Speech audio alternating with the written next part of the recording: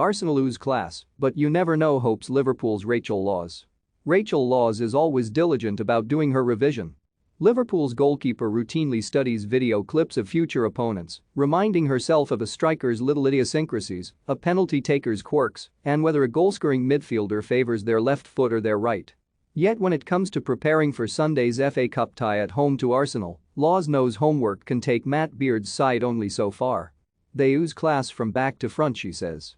The players on their bench would be automatic starters in most WSL teams.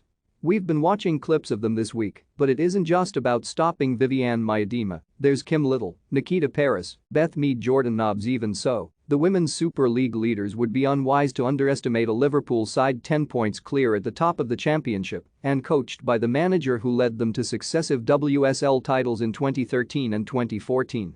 Things rather fell apart when, in 2015, Beard crossed the Atlantic to take charge of Boston Breakers, but he is now overseeing a fine rebuild on Merseyside, which has reunited him with Laws. In 2013, the goalkeeper helped Liverpool win the league during a stint on loan from Sunderland, and Laws, who has 10 clean sheets already this season, is keen to reacquaint herself with the elite. In the classroom and in meetings, we're doing everything we can to prepare, and hopefully my revision can help, but it's also about imposing our game on Arsenal, she says. If we do that, you never know what might happen. Events at Prenton Park on Sunday afternoon should also serve as a litmus test of Liverpool's potential. Few doubt that Laws, the recipient of an England call-up in 2014, is capable of thriving in the top flight, but some of her younger teammates will be introducing themselves to a wider public. It's a very good opportunity to see where we are as a squad, says the Newcastle-born goalkeeper, inspired to reach the top of the game by watching Rachael Brown Finnis and, later, Carly Telford shine in goal for England.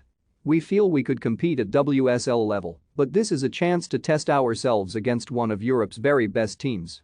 Her enduring love for Liverpool persuaded Laws to swap WSL Reading for the then newly relegated Merseyside club in 2020, and a year later Beard, too, returned.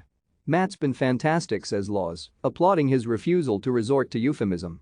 I first worked with him when we won the league in 2013, and he hasn't changed much, he's still very old school. With Matt, what you see is what you get, but I sometimes think that's what the game's missing now. We don't always like being told what we're doing wrong, but you sometimes just need a bit of old school, you just need to be told something straight. Matt's a very good coach, but he's an even better manager off the pitch. He gets the best out of you by treating you, first and foremost, as a person. And, whether he's speaking in front of the cameras or in the changing room, he's exactly the same. Working for someone that open and honest is important. Matt's door is always open for us to go and talk to him, and that connection matters.